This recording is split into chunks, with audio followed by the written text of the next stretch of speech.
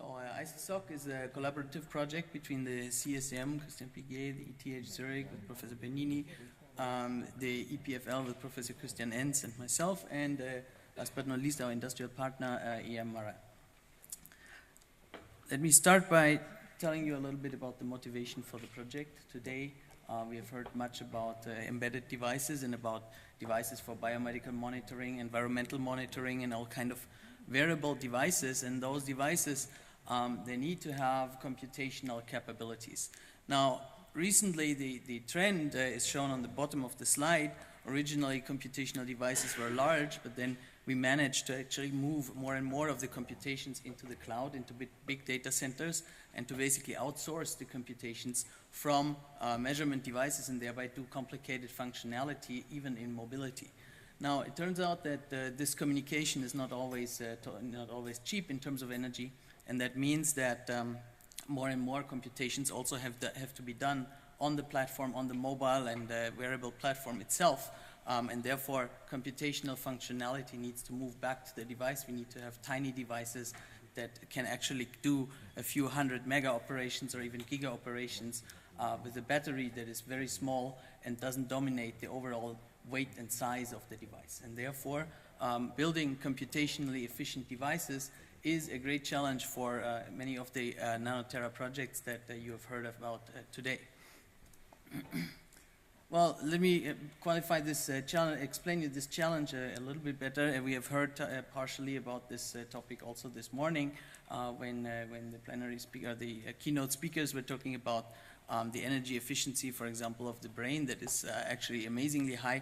What we see here is actually a graph from IBM that shows the computational density versus the energy efficiency, and we see that with better technologies, of course, we have gained quite a bit in terms of energy efficiency in the last couple of years, but we still have a humongous gap, and of course this gap, depending on how you look at it, can be larger or smaller, but it is definitely, in any metric, it is by a few orders of, it is quite a few orders of magnitude, and therefore there's still a big step to go. So just in terms of raw computational power, where we would like to arrive is to achieve about 1 giga operation per milliwatt, which turns out to be a challenge where we are about a factor of 10 to 100 away today.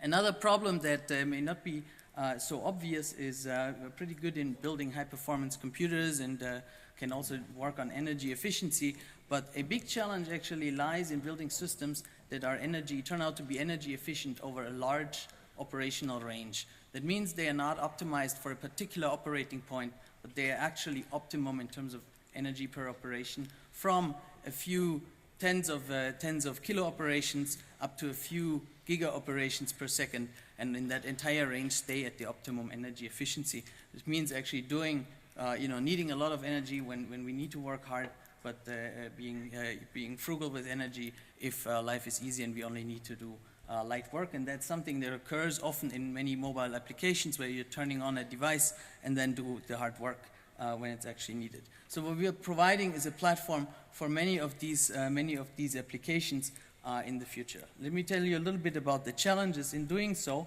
How do we build that? The starting point for our work is a platform that was developed at the University of Bologna and now at the ETH Zurich in Professor Bernini's group, which is a multi-core platform that basically builds on many, many small components that are compiled together in a very flexible system that can be configured to always operate at the optimum operating point.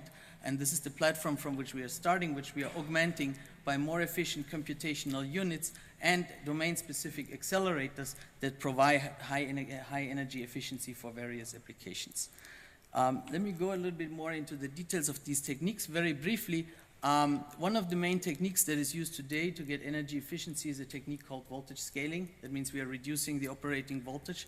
That gives us better energy efficiency, but it also makes devices slower, and therefore it is more hard to get all the workload done in a certain time.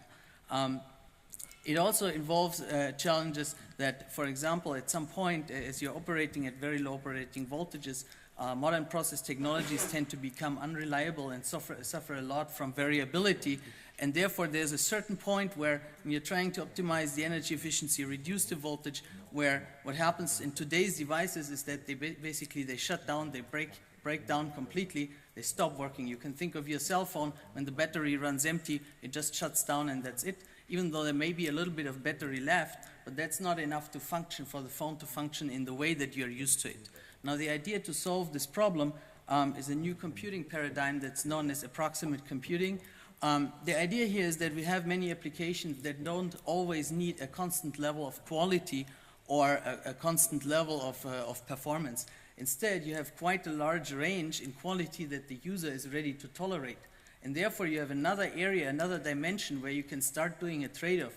When, for example, your cell phone becomes empty, it could go into a low-power type of a survival mode and basically still provide a decent amount of quality to your applications.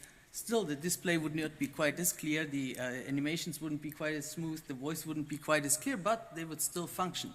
And that's gives us another dimension in which we're going to work in this project, and what we're going to use to try to stretch out the point up to which we can go in terms of energy efficiency and provide devices for many of these applications.